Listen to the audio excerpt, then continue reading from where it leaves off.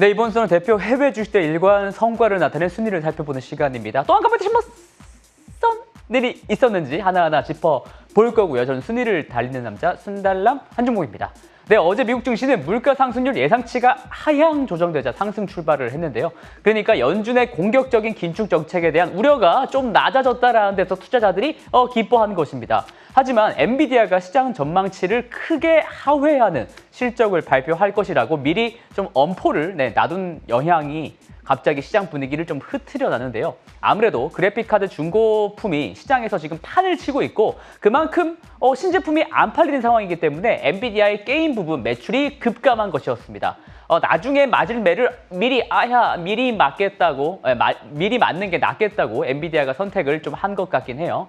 발표 직후에 반도체 업종을 중심으로 해서 나스닥은 결국 하락 저산 마감하고 말았던 그런 하루였습니다. 자, 그래도 최근에는 확실히 분위기가 지난 상반기와는 좀 확연히 다른 게 느껴지지 않으세요? 여러분들도 그렇죠? 네, 그래서 그런지 순달람이 최근에 언급한 종목들도 상황이 좀 나쁜 것 같지 않아서요. 그래서 제가 한번 표로 만들어 왔습니다. 지난 6월에 방송했던 종목들부터 직전 방송까지의 종목들을 제가 수익률을 한번 가져와 봤는데요. 여기 딱 있습니다. 앨범알 제일 위에 앨범알부터 여기 제일 밑에 아마존까지 이렇게 총 8가지 종목입니다. 방송한 이후에 각각 종목들의 수익률과 각각 종목들의 수익률을 벤치마크 수익률과 저렇게 이렇게 양옆으로 이렇게 비교를 한번 해봤더니요. 네. 결과는 5승 3패의 성적이었더라고요. 한 60% 승률인데 최근에는 그래도 4연승 중인데 오늘 말씀드릴 종목은 어떻게 될는지 잘 모르겠습니다. 아무쪼록 여러분들께 도움을 드리고자 하는 순달람은 그럼 본격적으로 지금부터 달려보도록 하겠습니다. 자, 오늘 그렇다면 준비한 순위는요. 지난주에 대한민국 투자자분들이 가장 많이 사신 종목들로 꾸려봤습니다. 8월 1주차 순매수 상위 종목 탑 10인데요. 여기서 순위를 딱 같이 쪼로로로로록 이렇게 올라가고 있는데 순위 보시면 우선 저번 주 한 주간 주가 등락률은 몇몇 기업들 빼고는 다 괜찮았었습니다. 인텔의 경우에는 지금 1위에 있는데 실적 발표한 뒤에 재차 급락을 했는데요. 너무 떨어졌다 싶어서 그런지 투자자분들께서 많이들 매수에 나서신 것 같습니다. 꽤 재밌는 점은 인텔의 점유율을 이렇게 갉아먹고 있는 AMD도 많이 사셨다라는 거예요. 최근에 AMD 여기 4위에 있죠. AMD도 실적을 내었는데 엄청난 실적을 내놓으면서 공공행진을 하고 있는 중입니다. 수익률로 따졌을 때는 또 단연 눈에 띄는 것은 바로 종목 2가지가 있죠. 바로 3위에 있는 시가 테크놀로지 그리고 10위에 있는 바이렉스입니다. 바이렉스랑 이제 시가 테크놀로지는 둘 다 변동성이 좀 극히 심한 종목이기 때문에 투자에는 유의 부탁드리겠습니다. 3위 시가 테크놀로지는 원숭이 두창 테마주예요. 그리고 여기 순위 다시 한번 보시면 2위에 있는 메타 플랫폼도 보이고 7위에는 스냅도 있죠. 그리고 어쨌든 이 두 종목은 둘 다 좀 하락폭이 최근에 컸던 종목이기 때문에 저가 매수에 임하신 것 같습니다. 그리고 오늘 제가 말씀드린 종목은 저번 주에만 무려 10%가 오른 종목 바로 스노우플레이크라는 종목입니다. 이 그래프 하나 보여드릴 텐데요. 이거는 이쪽이 아니라 이쪽으로 돌아와서 이렇게 보여드리도록 하겠습니다. 자, 이 그래프는요. 제가 방금 나온 10가지 종목에 대해서 한국 투자자분들께서 왜 접근을 하셨을까 하는 의문을 갖고 매수 이유를 추정을 해본 건데요. 스노우플레이크의 경우에는 투자자분들께서 클라우드 산업의 장기적인 성장성에 대한 믿음을 가졌기 때문으로 해석합니다. 뿐만 아니라 최근 몇 달간 주가가 하락한 상황이기 때문에 밸류에이션 부담도 절감된 것도 큰 이유라고 봐야겠죠. 사실 인텔과 메타 플랫폼, 루시드, 스냅 이 종목들은 실적 발표 이후에 급락했다라는 공통점이 있는데요. 바이 더 딥을 노리는 투자자가 그만큼 많았다라고 봐야겠네요. 자, 그렇다면 이제 스노우플레이크에 대한 설명 바로 들어가겠습니다. 스노우플레이크는 클라우드 기업입니다. 회사 본인들 자체도 태생부터 우리는 클라우드 비즈니스 기업임을 자신 있게 말하고 있습니다. 클라우드가 뭔가요? 쉽게 생각해서 데이터를 저장하고 관리하는 한 방식입니다. 수많은 사람들이 생산해내는 엄청난 양의 데이터를 중앙 집중화로 효율적으로 배치시키는 방식이죠. 반면 기존에 쓰던 데이터 저장 관리 방식은 대용량 데이터와 다수 사용자를 한꺼번에 수용하기에는 한계가 있었습니다. 하지만 클라우드 방식을 사용하면 데이터 관리와 연산 처리의 속도가 빨라지고 확장성과 효율 측면에서 비교가 되질 않습니다. 그리고 지금 여기서 보시는 사진이 미국 서부에 있는 한 데이터 센터 내부 모습인데요. 흡사 공장 창고처럼 생기지 않았나요? 네, 맞습니다. 데이터를 저장하는 창고 역할을 하는 것이 데이터 센터 본연의 업무인 것이죠. 그런데 창고라는 게 그냥 아무 물건이나 생각 없이 이렇게 툭 던져놓고 그걸 창고다라고 하지는 않잖아요. 물론 많은 집들의 창고는 그렇게 쓰인다고는 알고 있지만 기업들이 쓰는 데이터 창고는 각각의 데이터를 형식에 맞게 분류를 이쁘게 해놓은 뒤에 제대로 쌓아 올려야 합니다. 그래야 나중에 데이터 사용자들이 창고에서 데이터를 꺼내 쓰기도 편할 테니 말이죠. 그리고 제가 말씀드린 역할을 하는 게 바로 스노우플레이크입니다. 스노우플레이크는 세계 최고의 데이터 창고인데요. 원문으로는 데이터 웨어하우스라고 불리는 사업입니다. 여기 가장 왼쪽을 한번 보시면 여기 데이터 원천, 데이터 소스들이 많잖아요. 기업들이 사용할 대용량의 데이터베이스가 있을 거고 또 특정 기업 정보가 있을 거고요. 또 제3자의 기관으로부터 들어오는 정보도 있겠죠. 그리고 넷상에서 또 도는 PDF 파일, 그리고 이미지 파일, 이런 수많은 비정형화된 정보들이 지천에 널려 있죠. 그런데 정보의 홍수라는 말이 있지 않습니까? 데이터가 많은 것이 중요한 게 아니라 필요한 정보를 딱딱 효율적으로 꺼내 쓸 수 있도록 그런 서비스가 그래서 중요한 것이죠. 원 데이터로부터 추출한 자료를 가공해서 각각의 데이터 형식으로 분류와 정리를 하는 게 데이터 웨어하우스가 하는 일입니다. 그리고 그것을 고객들의 사용 목적에 맞게 더 이쁘게 분류를 해놓는 것이 여기 있는 데이터 마트고요. 네, 물건 사는 마트가 맞습니다. 우리 같은 소비자들이 물건을 찾을 때는 주로 마트를 가니까 데이터 마트라고 생각하시면 되겠죠. 그런데 우리가 얻고자 하는 것은 정보 그 자체가 아니라 그 정보를 가지고 우리네 비즈니스에 어떻게 그 정보를 접목해서 활용할 것인지에 대한 것이기 때문입니다. 뿐만 아니라 어떤 의사결정을 하는데 필요한 인사이트를 얻기 위함이기도 하죠. 그러니까 데이터 백엔드에서부터 의사결정 프론트엔드까지의 서비스를 모두 다 지원하는 회사가 바로 스노우플레이크라는 것입니다. 그래서 스노우플레이크는 단순히 데이터를 저장하고 강화하는 프로그램에서 끝나는 게 아니라 클라우드 환경에서 데이터를 다루는 종합 플랫폼이다라고 할 수 있습니다. 회사는 그래서 본인들이 데이터 클라우드 플랫폼이라고 주장을 하고 있어요. 데이터 자체에서부터 의사결정에 이르기까지 패키지로 솔루션을 제공하기 때문에 저는 맞는 주장인 것 같습니다. 그런데 결국 이 스노우플레이크의 프로그램은 데이터 센터 인프라를 기반으로 실행되는 것인데요. 그러니까 데이터 센터가 있어야만 가능한 거예요. 여기서 중요한 점은 스노우플레이크의 기술력과 지위를 인정이라도 하듯이 아마존, 마이크로소프트, 구글까지 3대 데이터 센터 모두에서 스노우플레이크가 여기 밑에서 보듯이 스노우플레이크가 활용되고 있습니다. 특히 아마존은요, 제일 큰 데이터 센터잖아요. 자체 데이터 웨어하우스 기능이 아마존은 있음에도 불구하고 스노우플레이크와 경쟁하기보다는 파트너십을 맺고 본인들의 데이터 센터 고객 확보에 더욱더 열을 올리고 있습니다. 더군다나 스노우플레이크의 경우에는 오히려 이들처럼 어떤 한 데이터 센터에 종속되거나 이렇게 구애받을 필요가 없이 독립적인 기관이라는 것이 오히려 더 유리한 장점으로 풀이되기도 합니다. 자, 그렇다면 좋은 얘기 다 말씀드렸는데 주가는 그럼 올해 어땠느냐? 주가 한번 보실게요. 올해 주가 수익률은 연초 대비 반토막이 난 상황입니다. 여기서 파란색 선이 스노우플레이크이고 회색 선이 CLOU, 클라우드 관련 ETF고요. 그 다음에 노란 선이 스노우플레이크가 속해 있는 러셀 3000 지수입니다. 스노우플레이크는 이런 벤치마크 지수를 크게 하회하고 있습니다만 그래도 최근에는 반등의 폭이 꽤 크기도 합니다. 네, 올라왔어요, 많이. 그렇다면 왜 이렇게 주가가 유독 이렇게 약세였던 걸까요? 고인플레로 금리가 인상되는 시기에 성장주, 기술주들은 안 좋다라고 하는 것은 이제 투자자분들은 귀가 따갑도록 들으셨을 것 같아요. 그런 거시경제의 이유가 물론 제일 큰데요. 성장주에게 있어서는 얼마나 빠르게 성장하느냐, 즉 성장률이 정말 중요합니다. 성장률 자체가 떨어지게 되면 성장주로서 크게 매력도를 상실하게 되거든요. 그런데 여기서 왼쪽 그래프를 한번 보시면 스노우플레이크의 분기별 매출과 전분기 대비 성장률을 추이로 제가 그려본 겁니다. 분기마다 매출은 상승을 하고 있는데 회색 막대 올라가고 있잖아요. 근데 매출 성장률, 그러니까 주황색 선은 점점 줄어든다, 체감한다는 것을 알 수가 있습니다. 그러니까 성장주로서의 매력이 최근 낮아진 것입니다.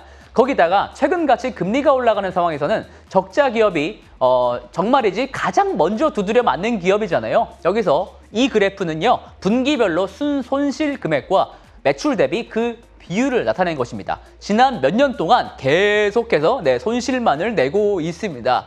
그럼에도 밸류에이션이 비싸기로 정평이 난 종목이 바로 스노우플레이크이기 때문에 크게 올해 상반기에 주가가 빠졌던 겁니다. 그렇다면 이제 앞으로 미래, 올해 남은 기간 동안의 실적은 어떨까요? 우선 스노우플레이크는 1월 결산 기업이기 때문에요. 아직 2분기 실적 발표는 하지 않았고 8월 24일로 실적 발표가 예상되어 있습니다. 가장 최근 실적 발표는 그래서 지난 1분기 실적 발표였던 5월 25일자로 말씀을 드리도록 하겠습니다. 이때 회사는요, 연간 기준 가이던스를 내었는데요. 제가 여기서 주목할 것은 바로 밑에 있는 부분들입니다. 바로 마진과 현금인데요. 우선 오퍼레이팅 마진, 오퍼레이팅 인컴이라고 불리는 영업이익이죠. 영업이익률이 여기 있는데 1%입니다. 작년까지는 마이너스였거든요. 마이너스 3%였잖아요. 여기 보시면 마이너스 3%였는데 여기서 1%로 딱 됩니다. 그러니까 중요한 게 뭐냐면 올해가 처음으로 처음으로 흑자가 난다는 거고요. 그 다음에 더 재밌는 것은 바로 이겁니다. 16%로 되어 있는 거. 이게 바로 프리 캐시 플로우, 그러니까 잉여 현금 비율인데요. 잉여 현금 비율도 작년에 12%였는데 16%로 크게 껑충 뛴다라는 말입니다. 종합해서 말씀을 드리면 거시경제의 약한 침체 속에서 매출 성장률은 좀 줄어들지 모르겠습니다만 운영 개선으로 마진은 더 좋아지고 현금은 더 많이 벌어갈 것이다. 이런 말입니다. 이것을 좀 더 극적으로 말씀드리기 위해서 제가 차트를 하나 더 보여드릴게요. 왼쪽 차트. 여기서 보시면 왼쪽 차트는 여기서 녹색 선을 한번 보세요. 녹색 선은 이게 스노우플레이크의 매출 대비 잉여 현금을 나타낸 비율입니다. 잉여 현금은 영어로 Free Cash Flow라고 해서 FCF라고 줄여서 말하는데요. 쉽게 말해서 기업이 쓸 돈 다 쓰고 손에 쥐게 되는 현금입니다. 공장 짓는 돈이나 이자 낼 돈이나 운영 비용이나 그런 것 싹 다 빼고 남는 돈입니다. 그런데 스노우플레이크는 최근 몇 분기 동안 이 현금 비율이 극적으로 개선되고 있습니다. 녹색선 지금 하늘로 올라가고 있잖아요. 그리고 제가 찾아보니까 현재 기준 이미 6조 원이 넘는 현금을 보유 중이기도 하고요. 갚아야 하는 부채도 거의 없더라고요. 사실상 무차입 경영인 건데 그렇다고 하면은 금리가 크게 올라도 그렇게 피해를 보는 비즈니스가 아닌 겁니다. 건실한 재무 구조를 가진 혁신 기술주라는 말이 되겠습니다.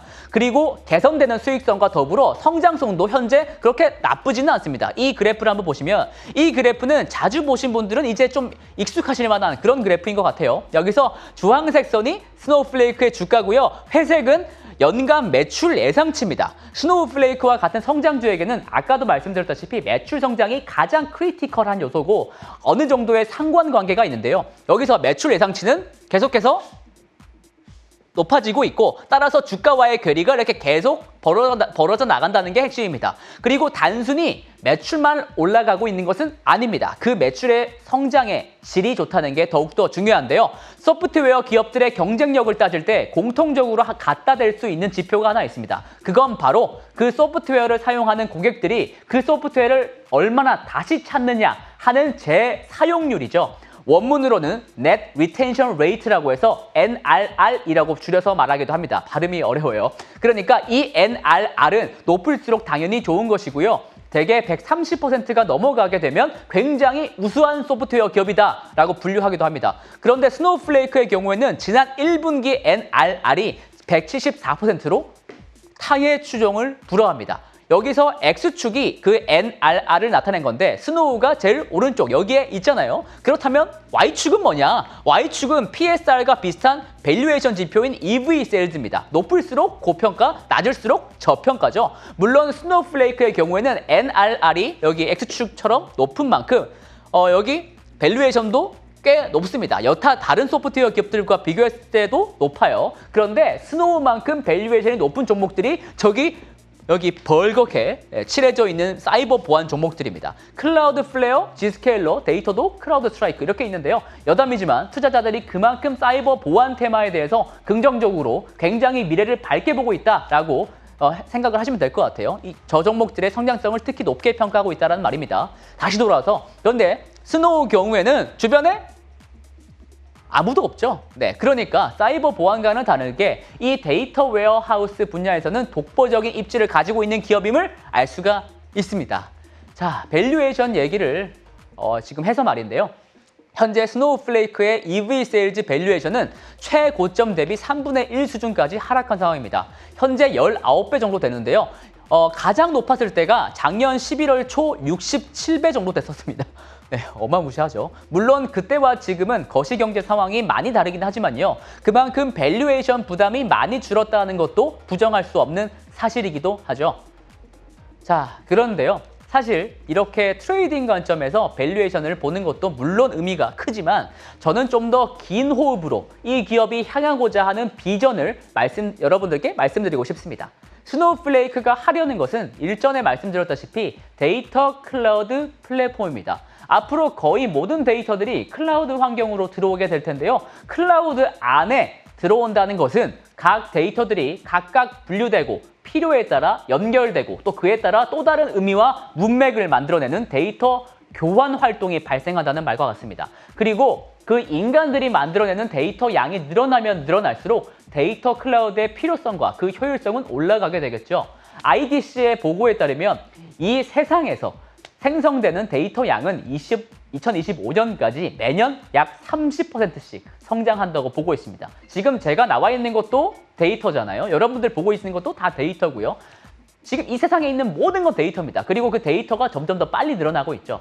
그리고 그렇게 데이터가 늘어나는 만큼 여기서 시각화된 그림과 같이 데이터 교환 활동이 기하급수적으로 늘어나게 될 겁니다. 데이터는 늘어나고 그게 클라우드에 들어온다. 그리고 그걸 누군가는 정리를 해야 한다. 그 역할을 하고 또 현재 기준 제일 잘하고 있는 게 스노우플레이크다라는 점을 유념해 주셨으면 좋겠습니다. 자, 이제 정말 마지막 찐막으로 이 말씀만 하고 순달람 마치도록 할 텐데요.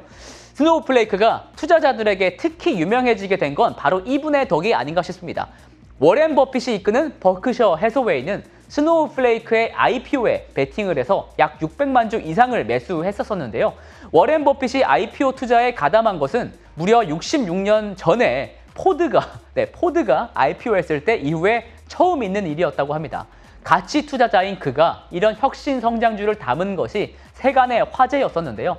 그만큼 그는 이 기업이 가진 기술적인 혜자와 그 장기적인 성장성에 기반을 해서 생각을 했을 때 이것을 일종의 가치 투자로 생각하지 않았을까라는 생각도 저는 해보게 됩니다. 워렌 버핏이 행했던 장기 투자 중에 최근에 극적으로 주가가 상승한 BRD가 저는 갑자기 떠오르더라고요. 워렌 버핏이 2008년 9월에 BRD에 베팅을 하고 나서 14년이 지난 지금 약 30배, 주가가 30배가 뛰었는데 네, 대단하죠. 스노우플레이크도 장기적으로는 언젠가 과연 이런 상승 폭발력을 보여줄 수 있을지 개인적으로는 정말 궁금합니다. 하지만 BRD의 경우에도 2009년부터 2019년까지 여기 제가 빨간색으로 이렇게 색칠을 하는데요. 되게 긴 시간이 있죠. 이 10년이 넘는 기간 동안 비교적 미진한 수익률 흐름을 보였다는 점, 장기 투자가 그래서 생각처럼 쉽지는 않다는 점도 잊지는 말아야겠죠. 그래도 그런 기대감에 벌써 팝콘을 튀기고 있는 저는 또 다음 주에 더 알찬 내용들로 찾아뵙도록 하겠습니다. 자, 이상 순달람이었습니다. 호이!